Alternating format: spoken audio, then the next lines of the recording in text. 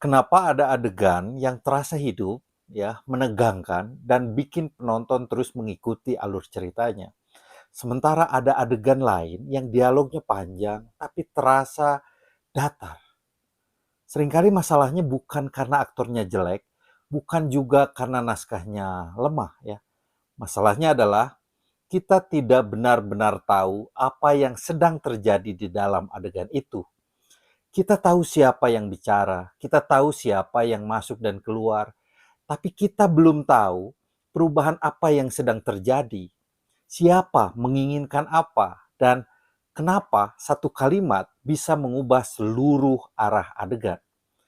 Nah, di video ini saya akan membahas satu tahap penting dalam kerja penyutradaraan, menganalisis aksi drama. Karena adegan yang hidup bukan lahir dari aktor yang sekadar hafal dialog, tetapi dari pembacaan yang tajam terhadap perubahan, benturan, dan keinginan di dalam naskahnya. Sebelum menyimak pembahasannya, dukung channel ini dengan subscribe, like, komen, dan share video ini.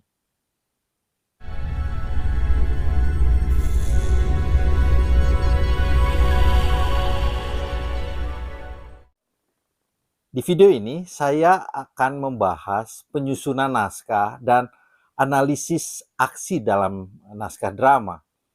Secara umum, ada 5 langkah yang perlu dikerjakan. Pertama, mempersiapkan tata letak naskah penyutradaraan.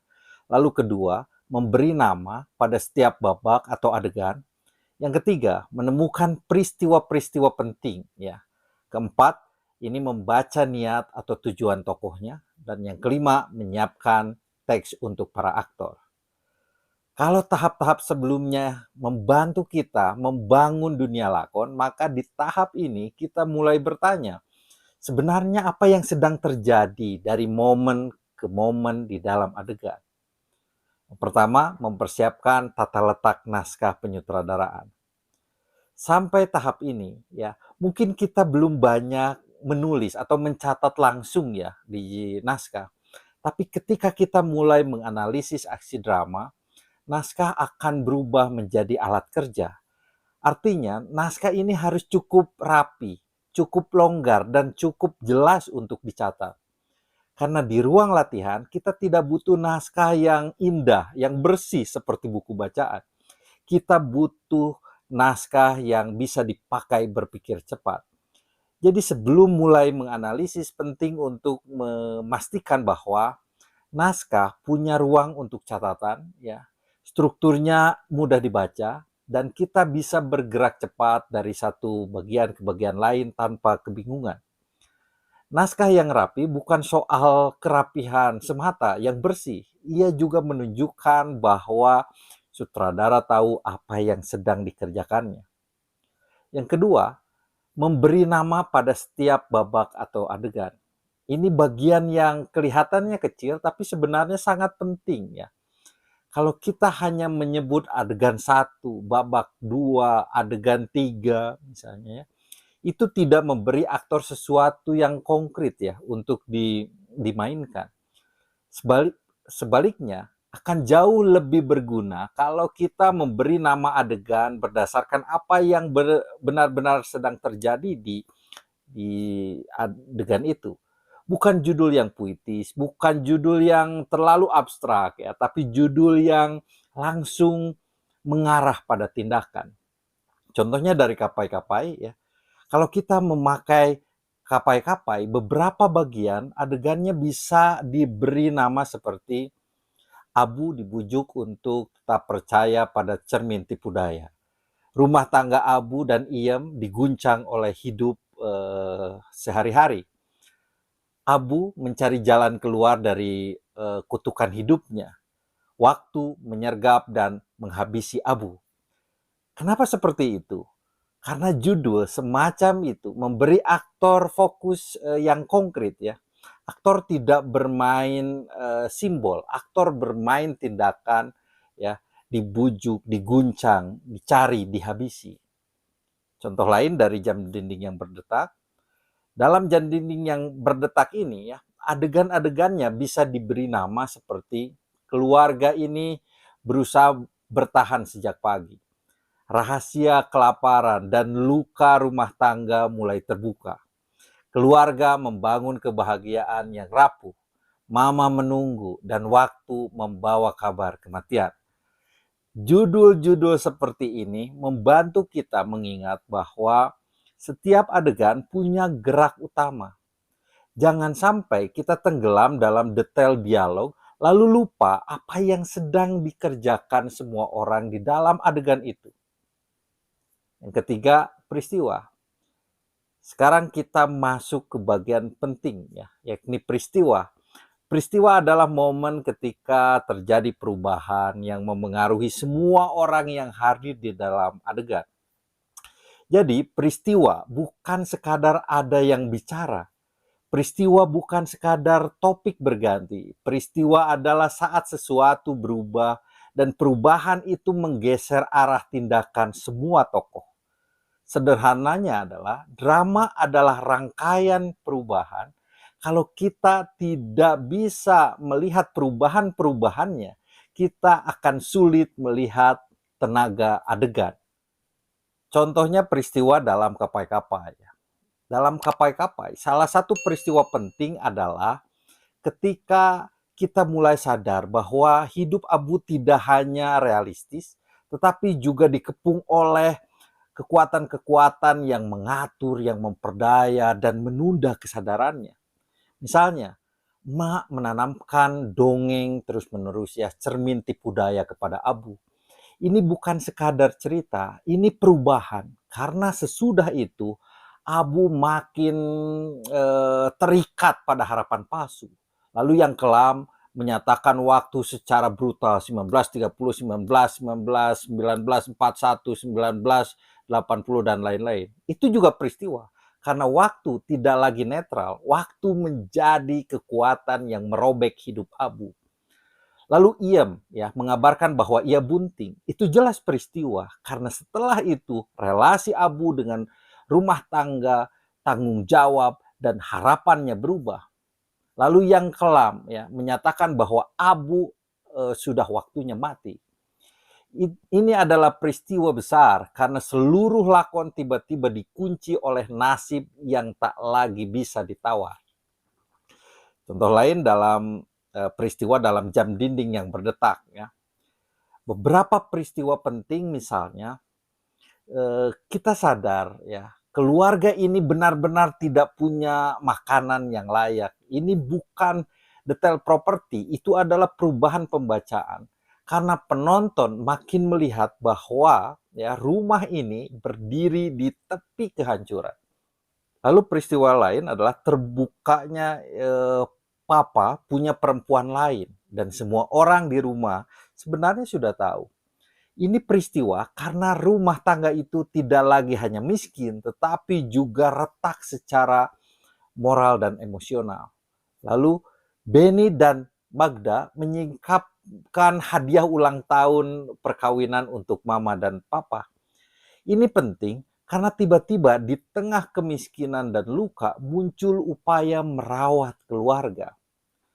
Lalu polisi datang membawa kabar kematian Thomas. Ini jelas peristiwa utama karena setelah itu ya semua orang yang sebelumnya ditahan, ditunggu atau dinegosiasikan runtuh sekaligus. Kenapa peristiwa penting?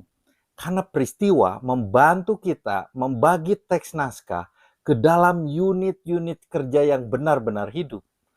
Tanpa itu, kita sering membagi adegan secara sembarangan. 2 halaman, 3 halaman, lalu berhenti dibagi. Padahal pembagian seperti itu belum tentu sesuai dengan perubahan aksinya. Kalau peristiwa dikenali dengan tepat, kita tahu kapan adegan berubah, ya, dinamikanya, intensitasnya, kapan tujuan tokoh bergeser, kapan penonton harus menangkap perubahan penting. Setelah menemukan banyak peristiwa, kita juga perlu bertanya, peristiwa mana yang paling menentukan dalam satu bagian lakon ya. Dalam Kapai-Kapai misalnya ya. Peristiwa utama bisa dibaca sebagai pengukuhan hidup Abu dalam tipu daya atau penetapan maut sebagai ujung perjalanan hidup Abu. Dalam jam dinding yang berdetak, misalnya ya, di bagian akhir ya, ini jelas ya, kedatangan kabar kematian Thomas. Peristiwa utama membantu kita mengukur bobot adegan. Karena tidak semua momen punya nilai yang sama. Ya. Selanjutnya peristiwa pemicu. Ya. Selain peristiwa-peristiwa di dalam lakon, biasanya ada juga satu peristiwa pemicu. Peristiwa yang terjadi sebelum lakon dimulai, tapi memicu rangkaian kejadian sesudahnya.